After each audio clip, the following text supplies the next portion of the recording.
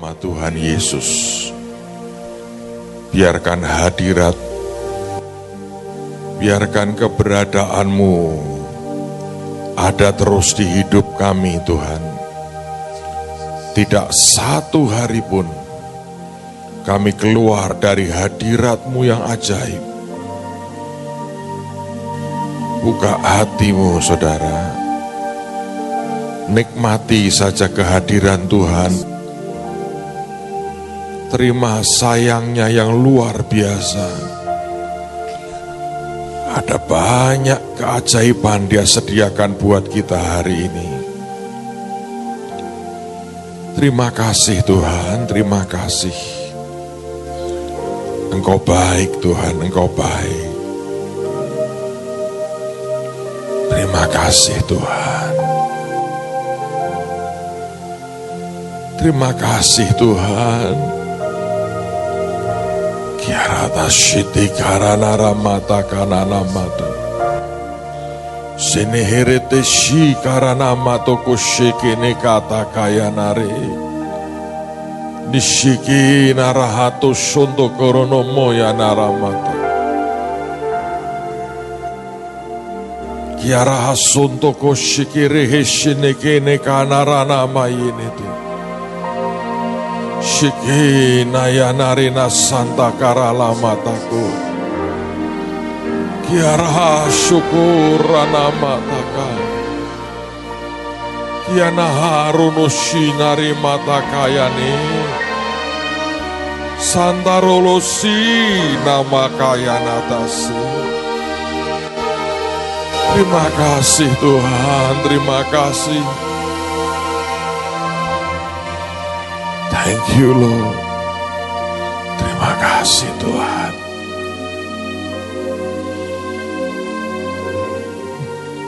Dan berkat yang terbaik turun buat setiap kami. Karena itu kerinduan hati-Mu Tuhan. Memberkati anak-anak-Mu. Memberkati anak-anak-Mu. Memberkati anak-anak-Mu. Terima kasih Tuhan. Angkat lagi tangan-Mu di hadapan Tuhan. Turunkan roh iman Tuhan. Buat kami yang ada di tempat ini, tapi juga yang ada di tempat kami masing-masing. Di kota, di rumah, di negara manapun. Hari ini bergabung menyembah bersama dengan Engkau. Roh iman turun dalam nama Tuhan Yesus. Roh iman turun dalam nama Yesus. Roh iman turun dalam nama Yesus.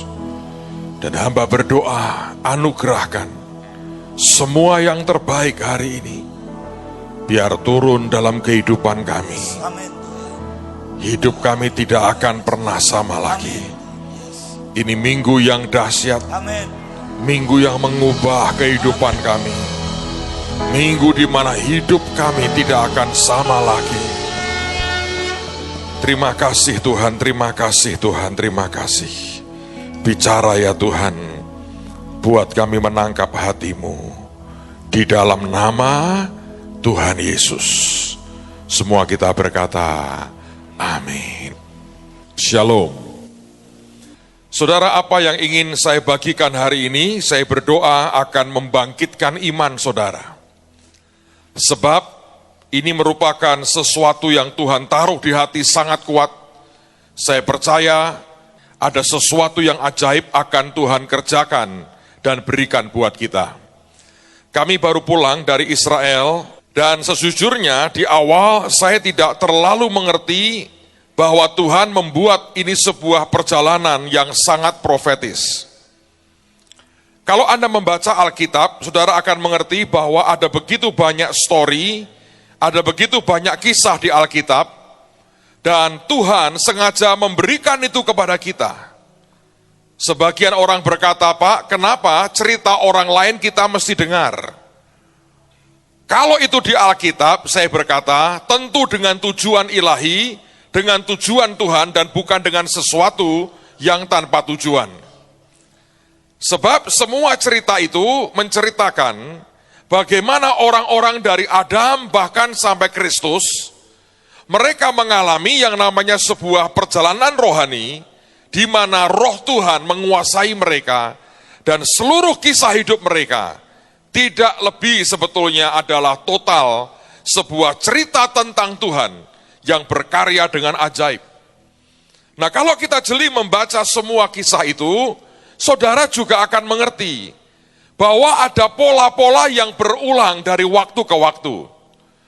Misalnya pola waktu. Ada yang berkata, anak-anak baca, ada pola 40 hari. Ada pola 40 tahunan. Contoh paling jelas dan gamblang seperti Musa misalnya. Dia hidup selama 120 tahun, dan selama itu hidupnya terbagi 3 periode yang persis sama 40 tahunan. 40 tahun pertama dia hidup di Mesir, yang kedua kali dia hidup di padang gurun dengan mertuanya, yang ketiga dia memimpin umat Tuhan keluar dari Mesir hendak menuju ke tanah perjanjian.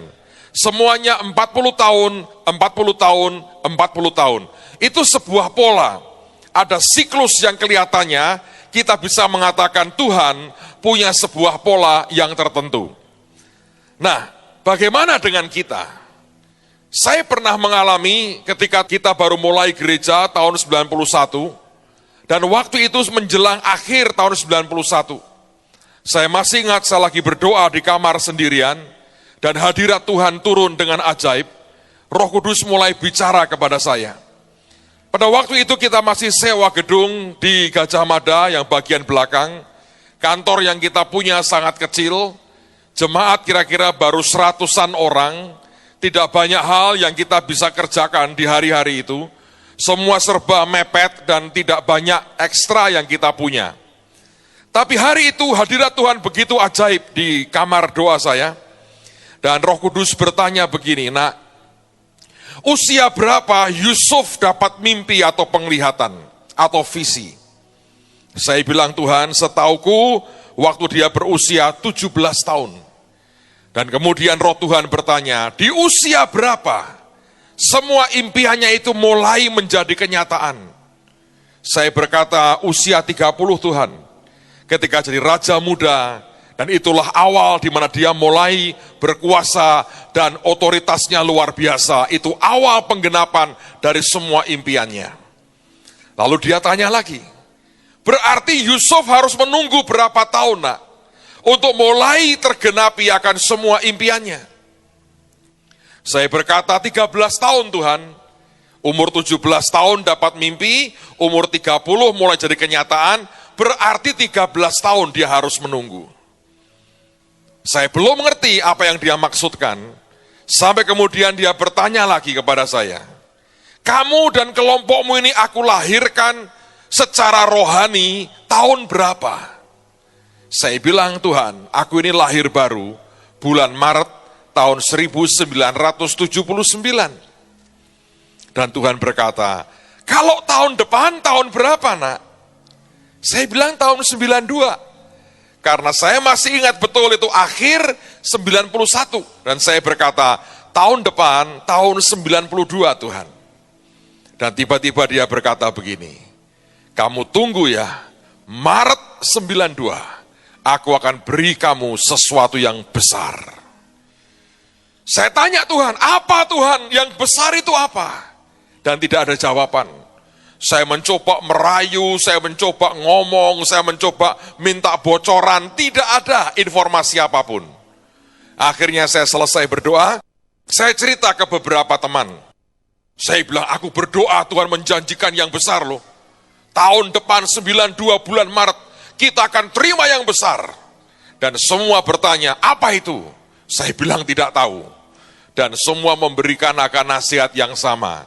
Tolong jangan cerita ke orang-orang ya, sebab kamu sudah mulai bicara bulan dan tahun, walaupun bukan soal kedatangan Tuhan loh, soal janjinya akan memberikan sesuatu yang besar, tapi kamu sudah bicara bulan dan tahun. Kalau sungguh Maret tahun depan, kita terima hal yang besar, orang berkata, wah dia mungkin seorang nabi, atau orang berkata, dia sudah bernubuat dengan luar biasa. Tapi kalau sampai nanti Maret tahun depan tidak terjadi apa-apa, itu bukan nubuat, tapi elu yang buat-buat katanya. Daripada nanti kamu dimaki-maki orang, sudahlah diam, jangan cerita, nanti lihat hasilnya seperti apa. Tapi aneh, mulut ini nggak bisa berhenti untuk berkata-kata. Setiap ketemu orang saya berkata, Tuhan menjanjikan aku, Maret tahun depan aku akan diberi hal yang besar. Seperti anak kecil dijanjikan sesuatu yang wow, dia nggak bisa tutup mulutnya. Dia cerita ke semua orang. Dan menurut saya salah satu sebab itu merupakan tanda bahwa kita percaya Tuhan kita serius dengan apa yang dijanjikannya. Dan akhirnya saudara, apa yang terjadi? Pada waktu itu mulai masuk tahun 92 dan tidak terjadi apa-apa. Sepanjang Januari tidak terjadi apapun. Masuk mulai bulan Februari dan juga nyaris nggak terjadi apapun. Sampai sekitar Februari kalau tidak salah akhir, tiba-tiba ada satu kejadian, saya ketemu dengan seorang teman, dia seorang banker pada waktu itu. Bukan hanya banker, dia pemilik bank. Dan kami ngobrol, dia orang Jakarta, dia berkata, Pak, kantor Anda terlalu kecil, apa nggak kepingin pindah ruko yang lebih gede? Supaya banyak kegiatan bisa ditampung. Sebetulnya hari-hari itu saudara, kami dengan Pak Adi Sutanto, ketua sinode kita ini, punya impian, ingin membangun namanya Christian Center. Kita masih ingat diberi nama Maranatha Indonesian Christian Center. Dan waktu itu kita pengen beli gedung di Gajah Mada, dan setelah berjuang luar biasa, impian masih long way to go. Nah, pada waktu itu saya berkata begini dengan Bapak ini, oh ya bagus juga Pak ya, saya mungkin akan cari ruko lah. Dan dia berkata, Bapak kontrak ruko dah beberapa tahun, saya yang bayar kontraknya. Wah, saya bilang ini Bapak baik sekali. Jadi kita mulai coba lihat di iklan, siapa tahu ada ruko dikontrakkan, sekedar menambah sedikit dari apa yang kita rindukan. Saudara, pada waktu itu saya masih ingat Pak Adi dalam impiannya berkata, nanti kalau kita punya Christian Center, kita bisa punya tempat ibadah, ada kantor pelayanan, ada kliniknya, ada segala macam. Dia belum ngomong soal rumah sakit, ngomong soal sekolah, bahkan tidak. Nanti kalau jadi yang kita bangun pertama itu adalah ruang doa. Dan dia bermimpi di tengahnya saya kasih mesbah-mesbahan. Jangan bakar api nanti panas, kasih lampu merah nyorot, katanya begitu. Disitulah kita kumpul berdoa. Itu kerinduannya Pak Adi zaman sekian puluh tahun yang lalu. Saudara, apa yang kemudian terjadi? Ya kita lihat koran, tiba-tiba kita mendapat kabar. Dan menurut saya, seingat saya Pak Timotius yang baca koran itu, dia berkata gini, ada yang mau dijual. Dan waktu kita datang, itulah gedung Permata, gereja Permata, gereja pertama kita. Dan saya masih ingat, kita buat tanda tangan persetujuan kesepakatan jual beli itu. Karena pada waktu saya masuk gedung itu, saya masih ingat, saya kaget sekali.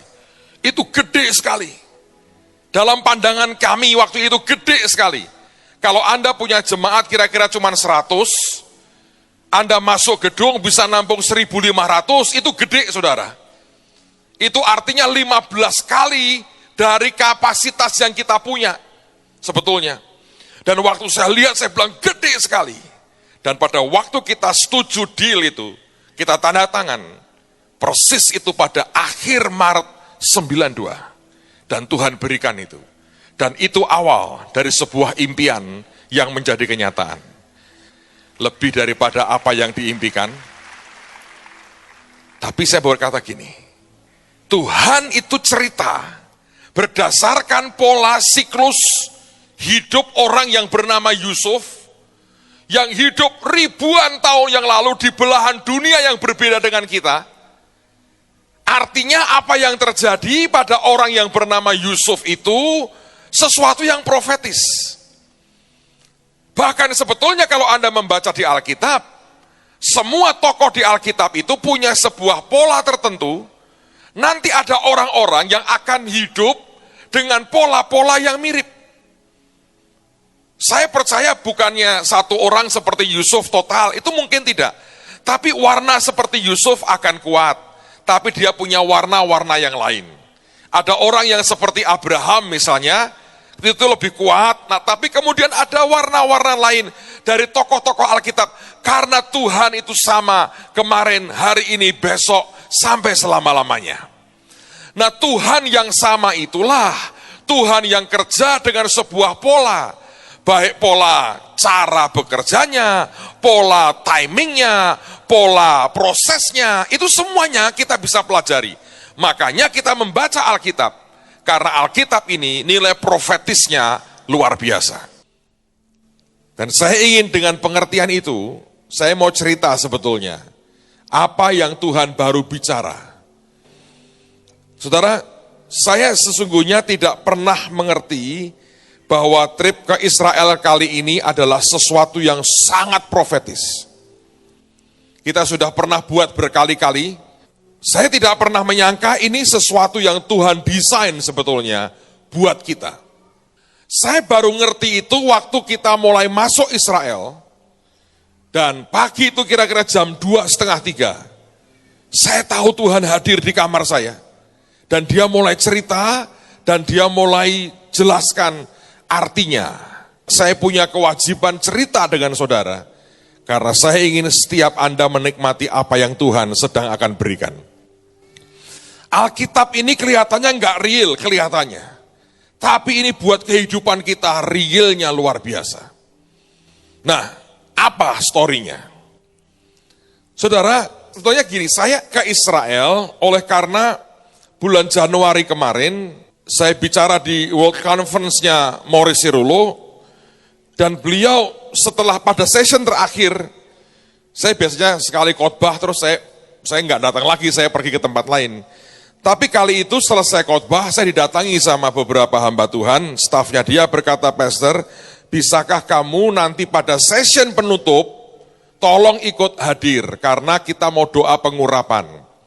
Dan dia berkata, kita butuh beberapa hamba Tuhan untuk ikut membantu mengurapi sekian ribu orang yang datang dari berbagai negara, supaya mereka pulang dan diurapi Tuhan. Saya bilang oke. Nah, hari itu pada session penutup, Maurice Cirulo lagi khotbah penutup, saudara. Dan kemudian selesai dia mendoakan dan dia siap untuk pengurapan. Ketika semua yang lain sedang menyembah Tuhan, dia datangin saya di mimbar. Dan dia berkata begini, "Bisakah kamu bantu aku lagi di Israel tahun ini?" Dia bilang 2 tahun lalu kalian datang dan kami semua diberkati. Semuanya berubah, atmosfernya berubah. Bisakah kali ini kalian datang lagi? Tolonglah supaya orang-orang di Israel diberkati. Sekian detik itu saya doa tanya Tuhan. Tuhan berkata, "Layani nak." Jadi saya mengiyakan itu. Jadi trip ke Israel itu saya berpikir, saya bawa rombongan kecil, 1 bis lah. Saya bawa penari, saya akan berkati Israel dengan bergabung dengan Maurice Cirulo di Tel Aviv. Nah, dalam perkembangan kemudian Anda mengerti bulan Juli yang lalu, tiba-tiba Tuhan berkata, "Genapi destiny kalian. Injil kerajaan harus diberitakan di seluruh dunia, jadi kesaksian bagi semua bangsa, baru tiba kesudahannya." Dan ternyata kalau Anda perhatikan dalam waktu yang sangat singkat, dalam 4 bulan, kita selesaikan kurang lebih 150 negara dalam hitungan saya. Kemudian tiba-tiba saya sadar begini, kalau begitu, nanti kalau kita ke Yerusalem, jadikan sebagai sebuah trip profetis. Bahwa Injil itu dari Yerusalem sampai ke ujung dunia, sekarang kita balik dari ujung dunia, balik sampai ke Yerusalem. Nah, lalu kami berangkat, tidak tahu apa yang harus kita buat sebetulnya. Dan saya berkata kita harus ke Golden Gate, tempat di mana Tuhan nanti kelak akan masuk ketika dia datang yang kedua kali, dan kita gelar karpet merah di sana, tanda sudah kita selesaikan seluruh dunia bagi Tuhan Yesus. Dan kemudian hari terakhir kita akan ikut dengan Maurice Cirulo. Itu pikiran saya. Minimal itu yang muncul di hati saya. Saudara, apa yang kemudian terjadi pada waktu persiapan ini, akhirnya dari 1 bus berkembang ke 3 bis, saya tidak pernah buat announcement, orang dengar daftar sendiri dan akhirnya ngumpul 3 bus. Dan kemudian kita bagi dalam 3 kelompok yang berbeda. Ada kelompok advance, ini kelompok pendahulu. Kelompok kedua ini sekian puluh orang teman-teman yang mau expo bisnis di kota Aman di Yordania. Baru terakhir saya pimpin kelompok yang paling besar. Dan itu merupakan kelompok yang berangkat dengan penerbangan yang terakhir. Saudara, ini saya mau cerita, karena hampir tiap pagi dapat dikatakan, Tuhan itu hadir dengan kuat, dan dia cerita dengan saya, step by step, akan trip yang kali ini dibuat. Kami terbang dari Jakarta, kami transit di Doha lama sekali. Dan di tengah-tengah waktu transit itulah, saya mencoba berdoa, belajar firman Tuhan, nyiapkan karena hampir tiap hari saya khotbah di sana. Dan pada waktu itulah saya diberitahu Pak Budon, kemudian BB saya berkata, Pak, ini ibadah dipindah. Harusnya kebaktian di Aman, itu ibu kota dari Yordania, dipindah ke kota lain namanya Sarka. Itu kira-kira hampir sejam dari ibu kota. Lalu saya masih belum ngeh. Pak Budon ini ngomong begini, Pak, mereka yakin daerah mereka ini tempat sungai Yabok. Tempat Yakub bergulat dengan Tuhan, dan nama Yakub diubah menjadi Israel. Wah, saya bilang ya puji Tuhan. Nah, saya iseng buka internet, saudara. Dan ketika saya lihat, saya baca, ternyata betul. Bahwa kota Sarka yang sekarang ini adalah dulu tempat sungai Yabok itu ada. Sekarang masih ada, walaupun sudah agak kering sungainya. Tapi mereka berkata, ya memang Sarka yang sekarang adalah daerah Yabok yang dulu. Nah, saya nggak ada pikiran apa-apa. Tuhan juga nggak ngomong apa-apa. Singkat cerita, kami tiba di sana, kemudian malam itu kita pelayanan, beberapa gereja bergabung, gereja-gereja Kristen Yordania, isinya ya orang-orang Yordan. Nah, orang Yordan itu terdiri dari 3 bangsa yang di Alkitab. Itu keturunan Edom, keturunan Moab, dan Amon. Amon dan Moab ini anak-anak Lot. Edom ini keturunan Esau sebetulnya. Nah, 3 suku inilah yang sekarang ada di Yordan. Dan akhirnya kami tiba di sana, kami ibadah. Selesai saya menyampaikan firman Tuhan. Malam harinya, ada seorang teman yang dari Mahanaim itu, namanya Ibu Ruth. Dia cerita dengan saya. Dia berkata, Pak, saya sempat khotbah loh Pak di sini. Di Women Conference. Wah, saya kalau dengar kata Women Conference itu bayangan saya ada ribuan wanita kumpul dan dia khotbah. Saya bilang, keren banget kamu khotbah di Women Conference. Ya Pak, ternyata kamu bisa bahasa Inggris. Enggak Pak, Pak Hengki yang menerjemahkan.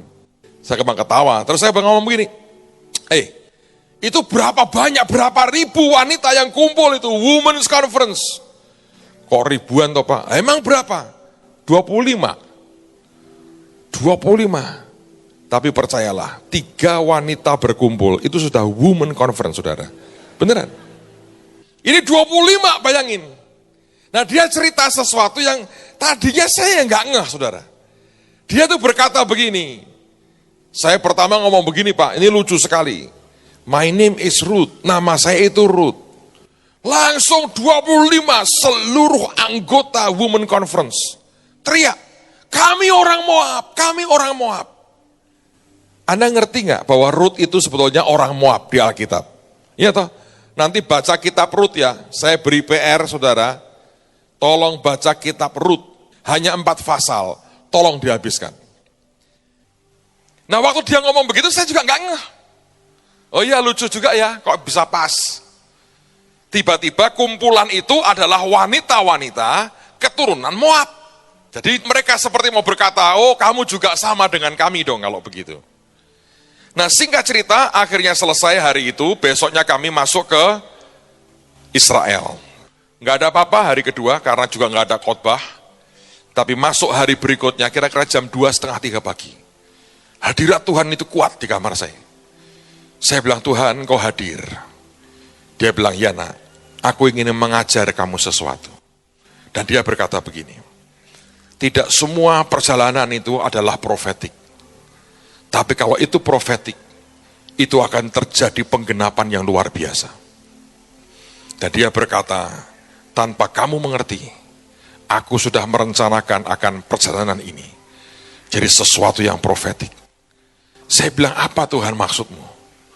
Dia berkata begini, engkau baca di Alkitab, ada 2 macam pokok pohon. Yang satu cangkokan, yang satu dari benih yang asli. Israel yang asli adalah yang jasmani, dari benih yang asli. Kamu cangkokan, kamu bukan Yahudi asli. Kamu cangkokan. Di dalam Yesus, kamu dicangkokkan kepada pokok yang asli. Dan dia berkata begini, tapi di Alkitab, ada orang-orang yang sepertinya cangkokan. Dia bisa terhisap dan jadi seperti asli. Saya bilang, siapa Tuhan? Dia berkata, tidakkah kamu ingat orang bernama Rahab? Dia pelacur di Yeriko. Dia orang Kanaan. Dia bukan orang Yahudi. Begitu dia membuka dirinya, buat orang Yahudi masuk, dia melindungi dan dia percaya kepadaku. Lihat, baca silsilah Yesusmu. Kamu akan melihat nama itu ada. Dia nenek moyang dari Tuhanmu. Dari pohon kehidupan, keturunan dari Yesus itu, ada nama Rahab di situ. Dan kemudian dia berkata begini, tapi ada satu lagi perempuan, dan perempuan itu adalah Rut. Lalu dia berkata, kamu ingat cerita kemarin, kamu hanya tertawa dan berkata itu kebetulan yang lucu. Tidak kebetulan, nak. Ada 3 suku di Yordan. Kok bisa hari itu persis, Women Conference itu, 25 orang, semuanya orang Moab. Kalau bukan Tuhan yang arrange dan atur semua, nggak bisa. Anda harus tahu, hidup kita ini dalam kendali Tuhan seutuhnya. Kalau dia berkehendak, sesuatu akan terjadi, saudara. Perjalananmu kali ini adalah seperti perjalanan Rut. Aku akan buat kalian masuk jadi benar-benar bagian dari pohon asli. Karena waktunya sudah tiba sekarang. Anugerah kekuatan kelimpahan terbaik daripadaku, aku akan turunkan kepada anak-anakku. Lalu saya berkata, Tuhan, dari mana itu? Dan dia berkata, apakah kebetulan aku kirim 1 orang di antara kalian, namanya Rut. Apakah kebetulan ibadah dipindah? Dia bicara di depan wanita-wanita yang semuanya keturunan Moab. Apakah ketika mereka mengatakan kami orang Moab itu kebetulan? Dia bilang tidak, nak. Sebab itu merupakan awal, aku berkata, dari Moab kamu akan masuk tanah perjanjian. Tapi kemudian Tuhan berkata, sebenarnya Rut, begitu dia keluar dari Moab, kemana dia pergi dengan Naomi? Baca di Alkitab, dia masuk daerah Efrata, Bethlehem. Dan Tuhan berkata, nak, pagi ini kamu akan khotbah di mana? Saya ketawa, saya bilang, Bethlehem Tuhan. Hari itu kami masuk Bethlehem. Dia berkata, nanti kamu akan lebih mengerti. Ini sebuah perjalanan profetik. Kamu akan jadi seseorang, dan ini anak-anakku akan mengalami jadi semacam suatu bangsa yang luar biasa. Dia berkata, dari Moab masuk ke Bethlehem. Saudara, hari itu kami masuk ke Bethlehem. Saya khotbah menggunakan gedung sekolah Alkitab di Bethlehem. Saya kaget terus terang, ada sekolah Alkitab bagus sekali. Kemarin 2 kali kami KKR di SCTS, saya ngomong dengan teman-teman, wah sekolah Alkitab kita kalah keren. Dengan di Bethlehem itu sangat Amerika bangunnya. Ada liftnya full AC, tempat ibadahnya seperti teater, seperti Holy begini tapi kecil, naik begini saudara. Isinya para pengajarnya itu PhD, doktor teologi, orang-orang Palestina. Begitu masuk saya bilang, wah ini gedung paling bagus menurut saya, se-Bethlehem. Dan begitu selesai melayani kami doa di Padang Efrata, Di daerah itu diyakini Rut dan Boas tinggal. Daud dan keluarganya tinggal. Di padang belantara itulah Daud menggembalakan akan kawanan domba. Kemudian 2000 tahun lalu gembala-gembala mendengar malaikat menyanyi. Kami ibadah di situ. Karena Tuhan berkata, ini sebuah tanda nak. Dari Moab, kamu masuk Bethlehem. Dan setelah itu nanti kamu akan lihat apa yang akan terjadi. Saudara, selesai dari situ, hari berikutnya kami ke Yerusalem. Pagi-pagi sekali Tuhan hadir lagi dengan kuat. Dia berkata, nak, siapa keturunan Rut yang akhirnya pindah ke Yerusalem dan berkuasa di sana? Saya bilang, Raja Daud Tuhan. Kamu hari ini akan seperti Raja Daud secara rohani. Masuk Yerusalem. Saudara, harusnya pagi itu kami pergi ke Yerusalem yang lama, tapi kita lupa itu hari Jumat. Penuhnya luar biasa, bis nggak dapat parkir. Dalam keadaan cukup bingung, TL-nya ngomong ke saya, Pak, gimana kalau kita berhenti sebentar di kota Daud? Beberapa tahun terakhir mereka temukan bekas-bekas kota Daud itu, City of David. Saya bilang boleh itu. Ya sudahlah di situ. Ya minimal buat foto lah. Berhenti sebentar. Begitu sampai di situ, kan nggak gede itu halamannya. Sebagian foto-foto, saya berdoa diam-diam. Tuhan ini bagaimana? Dia bilang, nak, tidak ada yang kebetulan. Bawa masuk ke kota Daud. Dan mereka masuklah di situ. Dan diceritakan di sini Daud pernah tinggal segala macam. Tapi yang menarik adalah saudara, saya tahu ada sesuatu yang Tuhan beri pada waktu itu. Tapi malam harinya kami khotbah di Yerusalem. Khotbah di gereja tempat Pak Victor tahun lalu juga datang ke Yerusalem khotbah di tempat yang sama. Tapi hari itu karena mulai masuk hari Sabat, itu merupakan ibadah besar mereka. Dan karena jumlah kita gede, dimasukkanlah di studio televisi karena itu merupakan TBN, cabang Yerusalem. Dan pendetanya berkata, nanti akan disiarkan di 180 negara. Dan Tuhan berkata, hanya karena anugerah nak, semua bisa seperti itu. Selesai hari itu, tinggal besoknya adalah hari terakhir, hari Sabtu. Dan pagi-pagi sekali, Tuhan datang lagi. Dan dia berkata, nak, kamu khotbah di mana hari ini? Saya khotbah 2 kali Tuhan, di Tel Aviv. Dan dia berkata, itu pun dalam pengaturanku. Karena Tel Aviv itu menggambarkan Daud dan Salomo sebetulnya. Masa kejayaan yang luar biasa dari Israel. Dan tiba-tiba saya sadar, sebetulnya Tel Aviv itu pengembangan dari kota tua namanya Yafo atau Jope. Dan sekarang namanya Tel Aviv Yafo. Saudara, pada waktu Daud jadi raja, Hiram, Raja Tirus, memberikan sumbangan ke dia, balok-balok kayu dan para ahli untuk membangun istana Daud. Sebetulnya menurut tradisi, itu balok-balok dibuat, ditampung, dirakit, dialirkan sampai kemudian berhenti di pelabuhan Yafo. Sekian tahun kemudian, ketika Salomo jadi raja, Hiram mengirim utusan mengucapkan selamat. Dan Salomo berkata, perlakukan aku seperti engkau memperlakukan ayahku. Aku mau bangun rumah bagi Tuhan. Dan rumah itu harus besar. Dan aku mau bangun istanaku.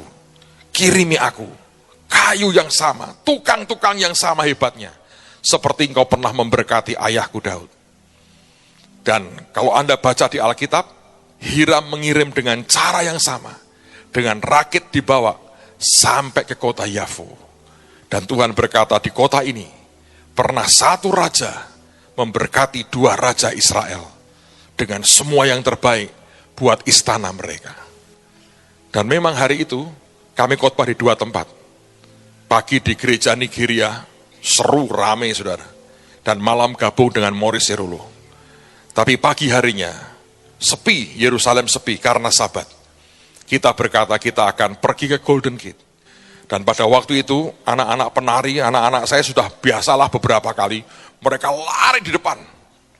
Rombongan besar jalan pelan-pelan, saudara. Dan waktu mereka sampai sana, penjaganya 2 tentaranya lagi pergi keluar. Dan kami sampai di sana, mereka panjat sampai ke Golden Gate, dibentangin kain merah. Mereka berkata, sah Tuhan. Kami bentangkan kain merah, karpet merah, menyambut Tuhan datang kedua kali. Itu orang Indonesia memang ganasnya luar biasa. Dari dulu pintu ditendang, sekarang digembok gede, tapi di sampingnya akan ada pagar begini, saudara. Itu sekian tahun lalu ditarik begini sama satu ibu, bengkong. Masuklah orang Indonesia.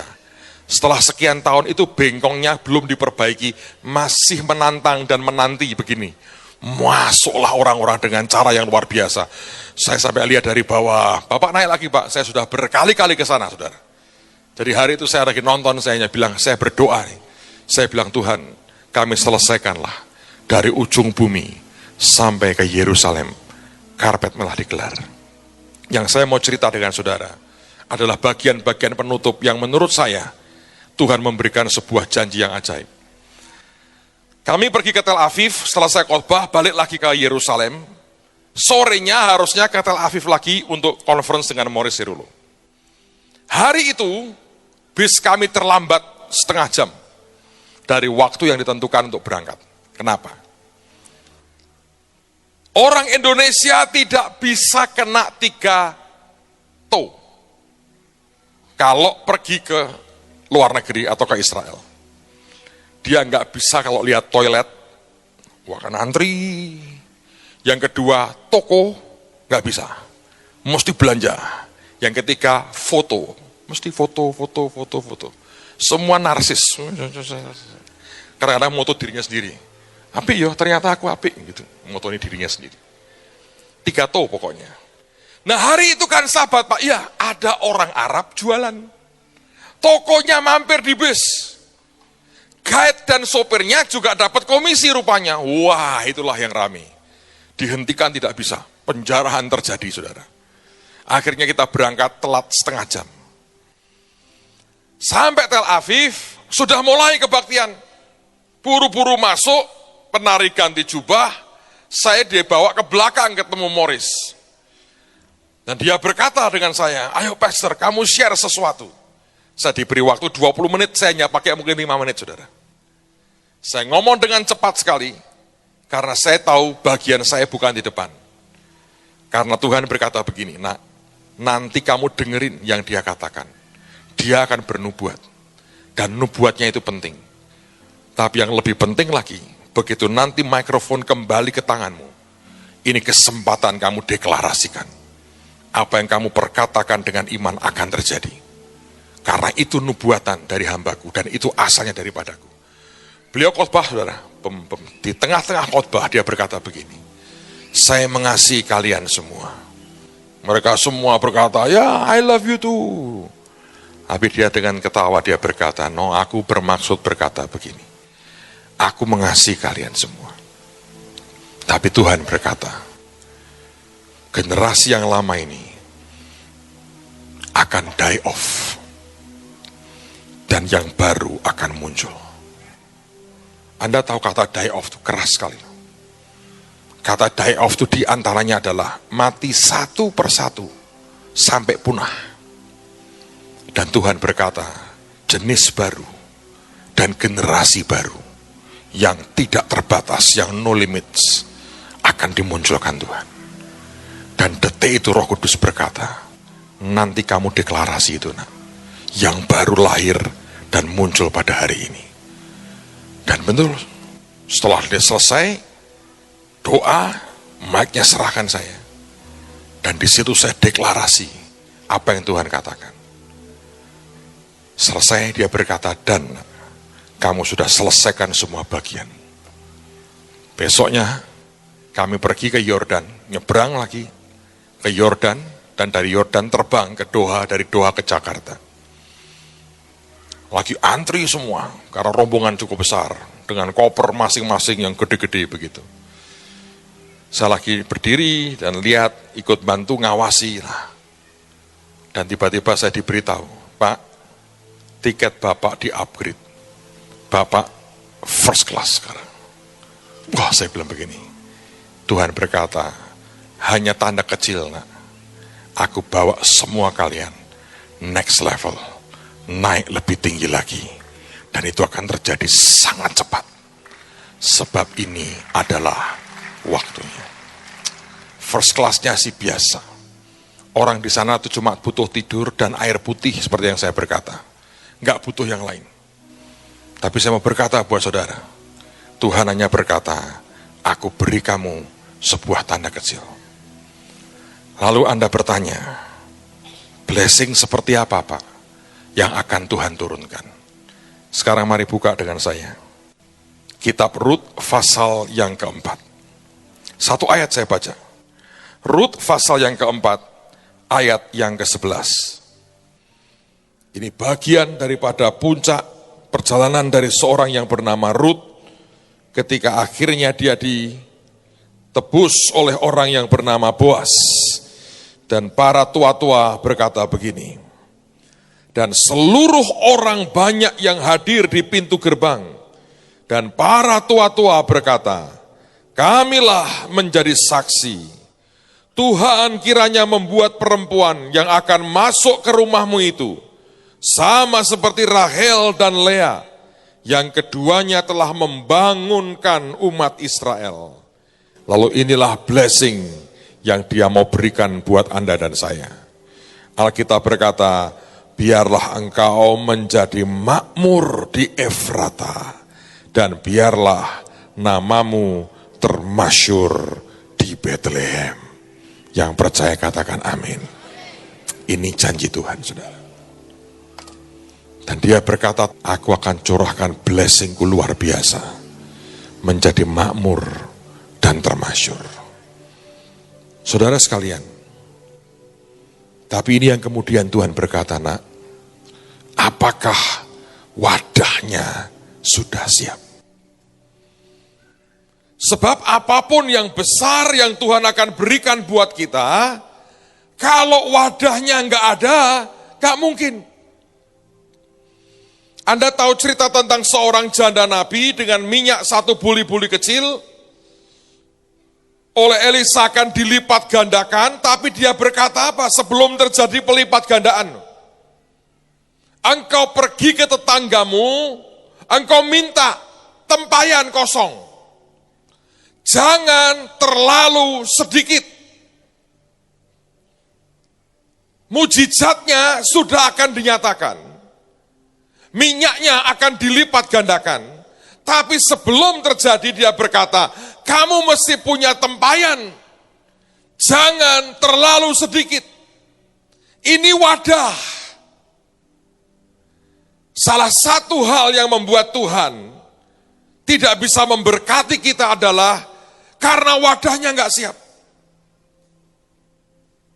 Begitu janda ini minta tetangga-tetangganya tempayan seperti ini, dan minyak dalam buli-buli itu dituangkan, firman berkata, tiap kali penuh, geser tempayan yang kedua, ketiga, keempat, terus mengalir dan tidak berhenti. Baru berhenti kapan? Ketika tempayan terakhir sudah penuh, minyak itu berhenti. Begitu wadahnya tidak ada, mujizatnya berhenti.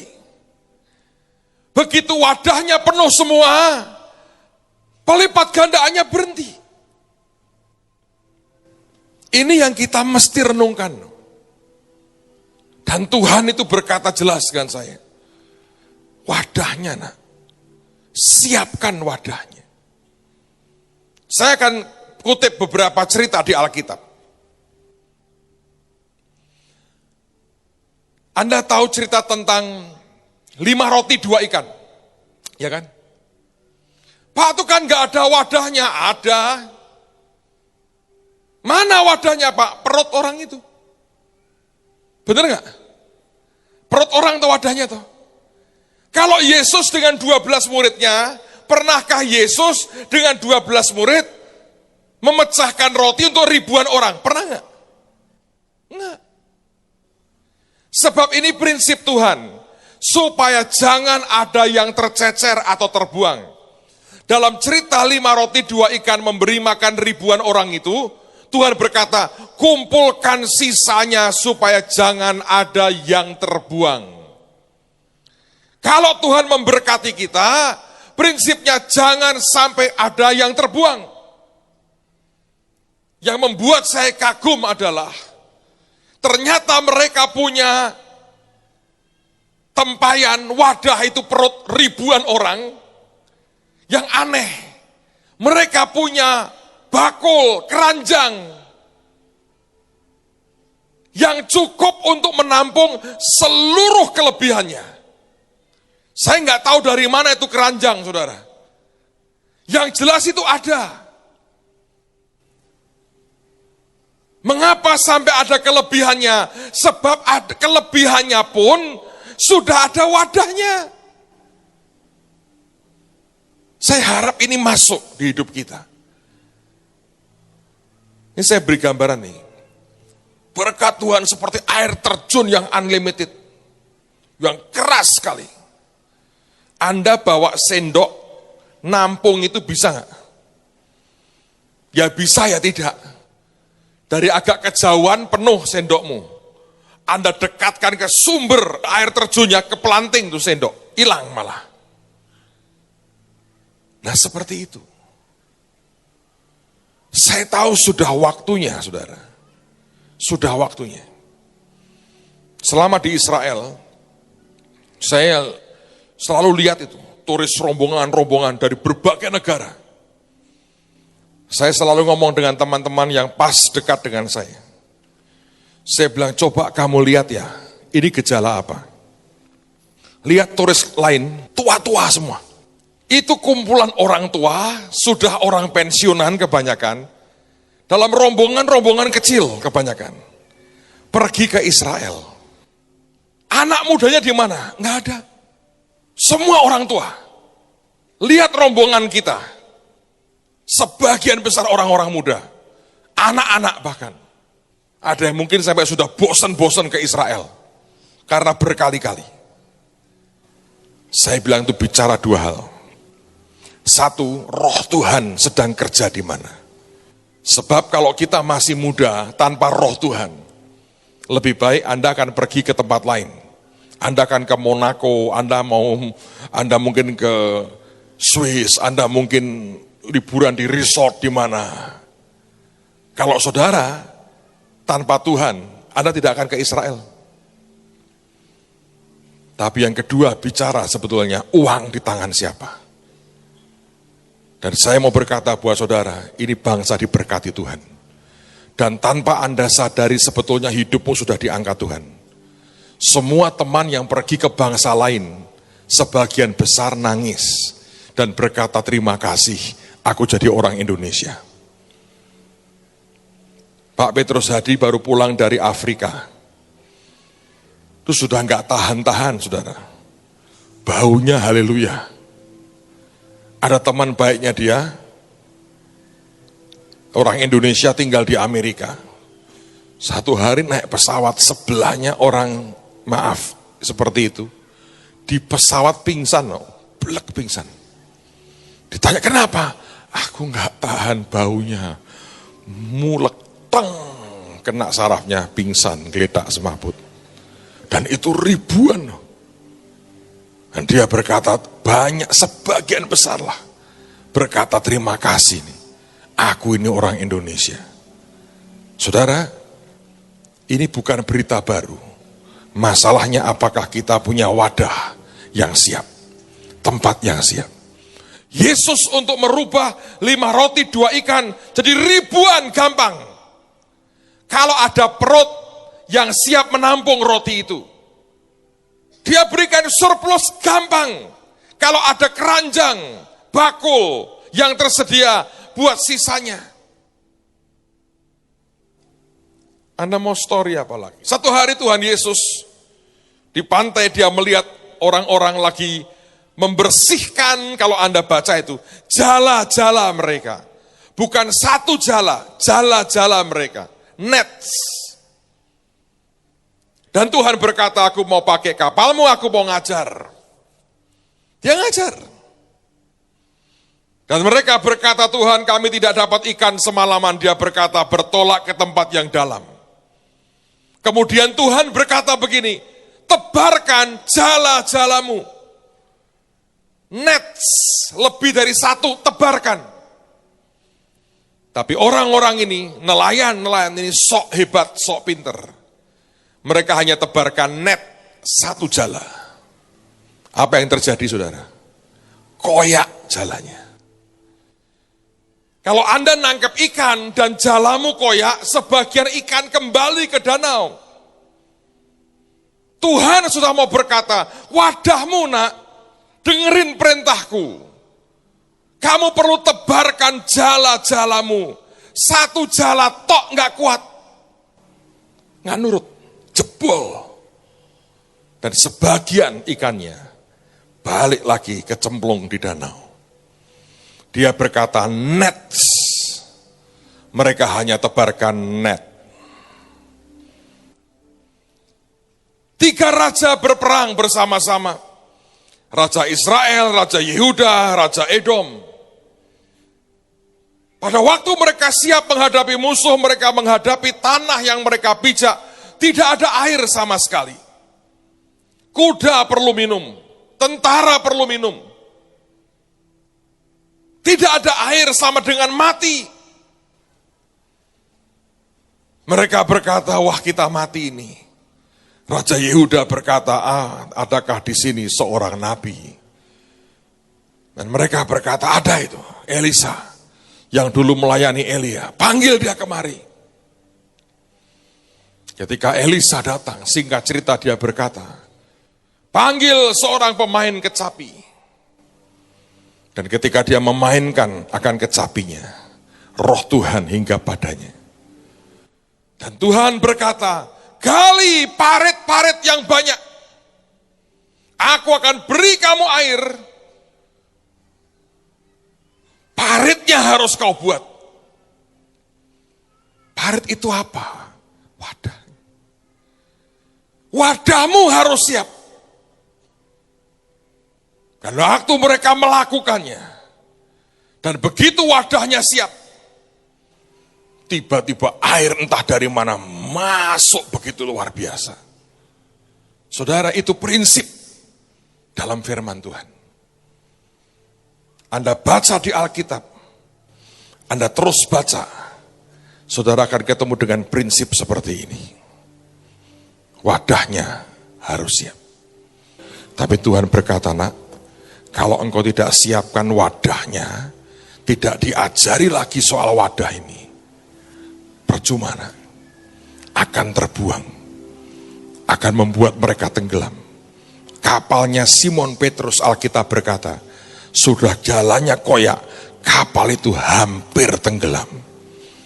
Dan Tuhan tidak ingin ada blessing, ada berkat apapun yang Dia mau berikan buat kita, yang membuat Anda dan saya tenggelam. Saudara, ayo siapkan diri buat sebuah wadah yang ajaib. Itu akan membuat Anda siap. Begitu ini siap, Anda akan lihat sesuatu yang mulia dan luar biasa akan Tuhan limpahkan dengan ajaib dalam kehidupan kita. Baca Alkitab, Anda akan ketemu pola yang terus berulang, terus berulang, terus berulang. Dan ini akan jadi sesuatu yang akan membawa anugerah yang baru. Saya mau bertanya buat saudara, bukankah Alkitab berkata, untuk suatu anggur yang baru, butuh apa? Kirbat yang baru. Untuk sesuatu yang limpah dan besar, Anda dan saya punya wadah yang siap. Siapa yang rindu hidupmu dilengkapi Tuhan dengan luar biasa? Saya serius ini. Saya harus siapkan Anda dulu. Siapa tahu minggu depan tiba-tiba blessingnya turun. Anda jadi orang yang nikmati yang pertama. Dan saya tidak ingin ada yang tercecer. Semua blessing yang Dia berikan dalam hidup kita, mari terima dalam anugerahnya. Yang percaya katakan amin. Ini perjalanan profetis Tuhan bawa kita. Saudara, waktu di Yordania sebelum masuk Israel, saya lihat pemandangan yang tidak akan saya bisa lupakan seumur hidup saya. Saya ingin buang penglihatan itu, tapi itu muncul terus. Sebetulnya pada waktu itu semua sedang diurus untuk kita bisa keluar dari Yordan masuk ke Israel. Kami dibawa berhenti di sebuah toko souvenir sebetulnya. Dan saya lihat kok lalatnya banyak ya, jadi saya keluar dari toko itu. Terus saya jalan di pinggir, itu ada seperti tembok kecil segini. Di sebelahnya itu ada tanah yang lebih rendah jauh. Waktu saya menoleh ke sebelah, saya kaget, saya lihat ada 4 anak kecil. Yang satu itu yang paling kecil. Saya kaget, sepintas saya pikir, ini kok anak kecil berkumis. Ternyata enggak, saudara. Beberapa teman saya suruh lihat sengaja. Itu mulut nih, lalat semua, saudara. Dari diam kan? Kadang-kadang saya lihat lidahnya begini. Lalat, semua lalat. Badannya penuh lalat. Saya nggak tahu tuh sempat difoto atau tidak. Beberapa anak mendekati itu. Waduh. Saudara, saya ini bukan Tuhan, jelas. Saya lihat begitu aja, hati saya sedih sekali. Akibat dosa itu bisa mengerikan seperti itu. Saya yakin di dasar hati Tuhan yang terdalam tidak pernah mengingini satupun di antara saudara dan keturunanmu seperti itu. Karena itulah dia tebus kita, dia angkat hidup kita. Saya berdoa, engkau cintai Tuhanlah. Bagaimanapun Anda mengerti, bukankah Tuhan sudah begitu baik dengan kehidupan kita, amen? Saya berdoa Anda mengerti. Kerinduan hati Tuhan terdalam memberkati Anda. Tapi dia tidak mau berkat itu menenggelamkanmu. Mari siapkan wadahnya. Seringkali orang berpikir begini, mana lebih penting? Berkat Tuhan atau hati Tuhan? Itu pertanyaan yang salah. Tuhan mau kita terima dua-duanya. Hatinya dan berkatnya. Mempertentangkan dua-duanya itu kekonyolan. Seperti Anda bertanya, mana lebih penting tangan kanan atau tangan kiri? Kaki kanan atau kaki kiri? Mata kanan atau mata kiri? Telinga kanan atau telinga kiri? Tuhan beri dua-duanya buat kita. Mari terus punya hatinya. Tapi kenapa tidak kita punya wadah yang besar? Supaya blessingnya diberi dan kita jadi saluran Tuhan yang ajaib. Amen, saudara. Angkat tanganmu lagi. Kenapa berdoa? Kami mau juga sembah Engkau dengan harta kami. Ini ucapan syukur kami. Kami hidup di negara yang diberkati Tuhan. Kami hidup dalam blessing Tuhan yang ajaib. Kami hidup dalam favor Tuhan yang ajaib. Biarkan kami punya hati dan berkat-Mu nyatu di hidup kami. Terima penyembahan kami dengan harta kami. Kami kembalikan perpuluhan kami berikan syukur kami kepadamu Tuhan. Terima kasih Bapa, terima kasih. Engkau Tuhan yang luar biasa. Siapkan wadah kami dan tidak ada yang tercecer dari hidup kami. Keluar dari hati, katakan lagi dengan syukur, Jesus, thanks a million, Jesus.